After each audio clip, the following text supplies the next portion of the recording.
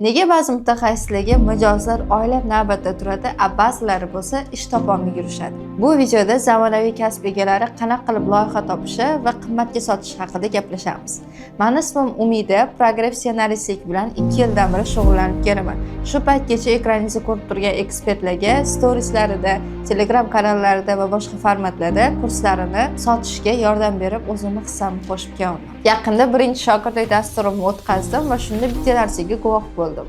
Bizning bozorimizdagi ko'pchilik ssenaristlar, content makerlar, SMM mutaxassislari o'zlarini xizmatini juda ham arzon narxga baholab, qimmat sotish bilan, mijozlar bilan gaplashishda juda ham qiyinchiliklarga uchrashini guvohi bo'ldim.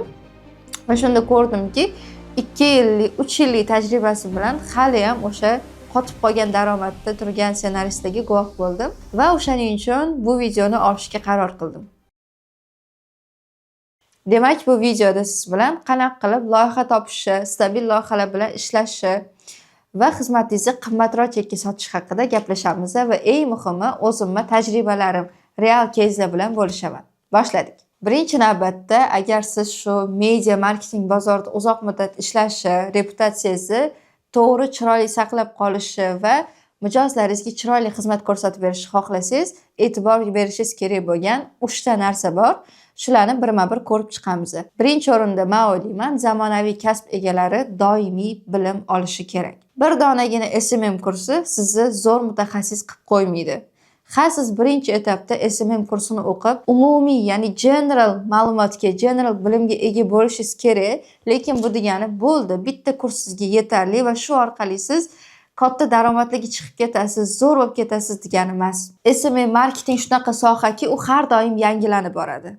1 yil oldingi bilimingiz hozir ishlamasligi mumkin. Shuning uchun siz zamon bilan moslashib, zamon bilan hamnafas bo'lib, har doim yangi bilimlarni olishingiz va trendlarga moslashib borishingiz kerak. Shundagina bozorda omon qolasiz. Masalan, o'zimning misolimda aytaman, qachondir storieslarda progress qilish moda bo'lgan, zo'r bo'lgan. Va undan keyin VSL воронкалар chiqdi, ular ommalashdi va orada Bliski друзья storieslarida progress qilish ommalashib ketdi va undan tashqari kontentdan odam tortib Telegramga olib o'tib, vebinarlar qilishlar ham ommalashib ketdi. Endi tasavvur qiling, men endi ssenaristlik sohasiga kirganimda faqatgina stories orqali progress qilishni bilardim, to'g'rimi? Va men vaqt davomida, vaqt o'tgan sari Bliski друзьяni, VSL, webinar va boshqa воронкаларni o'rganmaganimda, shu narsalarda progress yozish o'rganmaganimda men hozirgi etapimda turarmidim? Menimcha yo'q. Men ham o'sha hamma qatori o'sha 2-3 millionga xizmatini sotib yuradigan oddiy ssenarist bo'lib qolib ketardim. Gapim indallosi nima demoqchiman? Zamon bilan hamnafas bo'ling, yangiliklarga ochiq bo'ling va bilim olishdan hech qachon to'xtab qolmang. Aynan marketing sohasida bilimni oshig'i bo'lmaydi. Va yana bir muhim narsani eslatmoqchiman. Faqatgina O'zbekistonning bozoridagi ekspertlar bilan cheklanaman.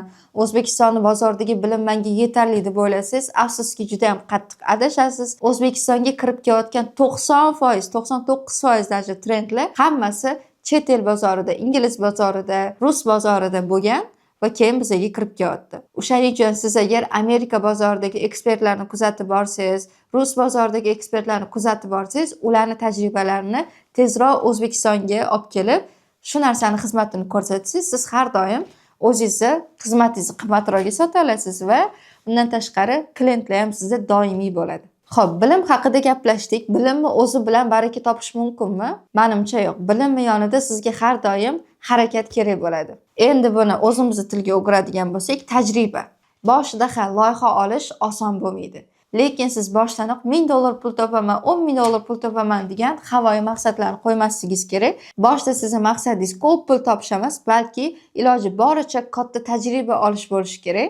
Bozorda har doim bilimli, energiyasi to'la, ideyalarga ochiq bo'lgan kadrlarga joy bor. Faqat siz yetarlicha potensial mijozlarga bog'lanishi va ular bilan to'g'ri chiroyli kelishuv qilishni o'rgansangiz bo'ldi. Shunda men sizga aytaman, любой bir zamonaviy kasb tanlagan bo'lsangiz, 6 oy ichida yetarli bilim bilan va yetarli harakat bilan, tajriba bilan $1000 ga chiqmaslikning iloji yo'q-da. Va tajriba yig'ish masalasida yana men sizga bir gap aytaman. Har doim qilgan ishlaringizni natijasiga qarang. Masalan, olaylik, siz video montaj qilib beryapsiz, to'g'rimi? Sizni ishingiz bu yerda videoni montaj qilib bo'ldi, bu yerda qutuldim emas, balki shu videongiz mijozingizga qanaqa foyda olib keldi? Shu montaj orqali prosmotrlar baland bo'ldimi? yoki shu montaj orqali qanaqadir lidlar keldimi, kommentariyalar soni qancha bo'ldi agar воронка ulangan bo'lsa, yoki sotuvga ta'sir qildimi. Shu narsalarni har doim o'zingiz uchun bilib oling va buni o'zingizga zametkaga olib qo'ying va blogingizda ham yoritib boring. Ssenarist bo'ladigan bo'lsangiz, stories maker bo'ladigan bo'lsangiz, axlatlarni doimiy kuzatib boring, stories axlatlarini. Undagi qanaqadir lead olish bo'lsa, leadlarning raqamlarini, webinar bo'lsa, webinardagi aktivlikni, webinardagi odamlar sonini, bu narsalarni hammasini siz bilib borishingiz kerak.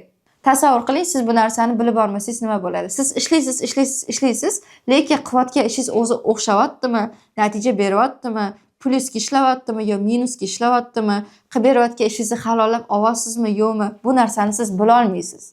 Agar mijozingizga natija qilib bera olmayotgan bo'lsangiz, bu narsa sizga mavhumligicha qolib ketadi. Shuning uchun eng yaxshisi har doim natijani va raqamlarda nazorat qilib yurishingiz kerak. Tajribangiz ham yetarlicha 2 yil, 3 yil o'sha tajriba yig'ib qo'ydingiz, lekin hali ham ko'ngildagidek daromad qilmayapsizmi?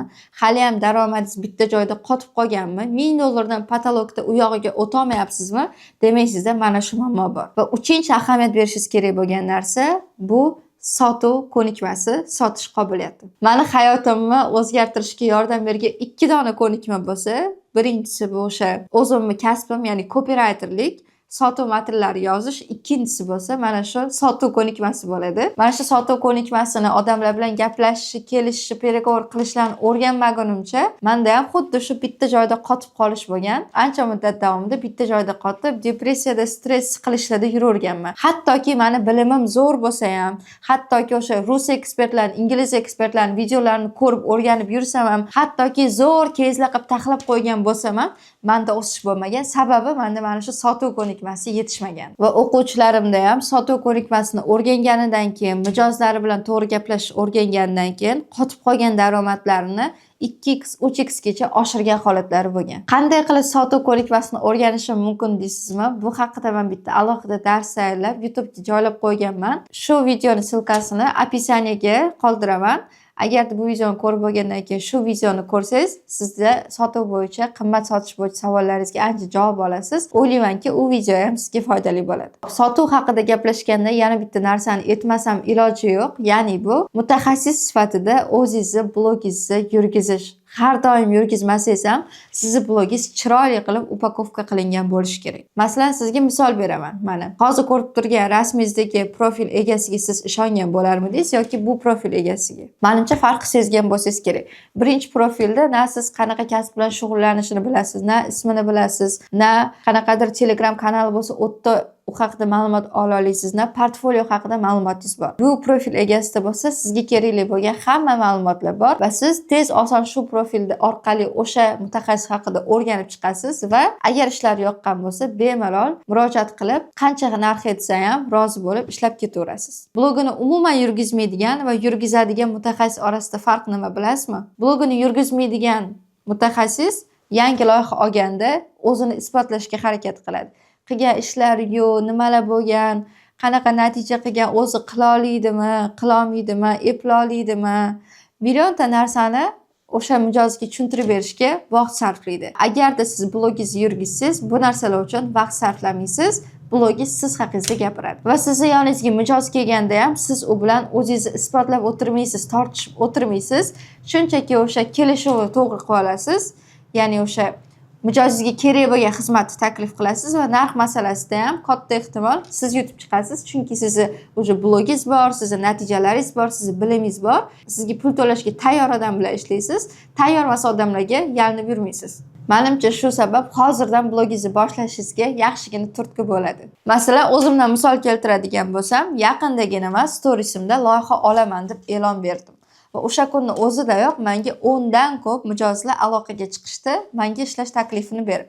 Va o'sha kunni ertasidayoq men 5 ta odam bilan переговор qildim va o'shandan 3 tasiga xizmatimni sotdim. Uchalasida ham o'sha meni narxim oldinda bo'ldi. Men narxim bilan yutib chiqdim. Endi kelishuv bo'lgan, oxirgi narxim men belgiladim va men aytganim bo'yicha kelishuv bo'ldi. Men o'ylayman, agarda men blogimni doimiy yurgizmaganimda, kontentlar qo'yib bormaganimda, mijozlarimni natijalarini, otsovlarini, kezlarini yig'ib, chiroyli upakovka qilmaganimda va переговор o'tkazishni, sotishni bilmaganimda, o'ylaymanki, men o'sha kelgan klientlarga 2 million beraman, ishlab turing, keyinga oshirib beraman desa, xo'p bo'ladi deb ishini qilib ketgan bo'lardim. Agarda bunaqa bo'lishini siz xohlamasangiz, o'sha aytganimdek, bu haqida men alohida bitta katta dars tayyorlab qo'yganman. Описаниеga qoldirib ketaman. O'sha darsni ko'rib, hamma savollaringizga javob olsangiz bo'ladi. Video agar sizga yoqqan bo'lsa, izohlarda fikrlaringizni kutib qolaman. Aytgancha, ya'ni progress mavzusi, stories yurg'izish, blog yurg'izish, shu mavzular sizga qiziq bo'lsa, menga obuna bo'lib qo'ying. Inshaalloh YouTube kanalimda ham foydali videolar chiqarishga harakat qilaman. Keyingi videolarda ko'rishguncha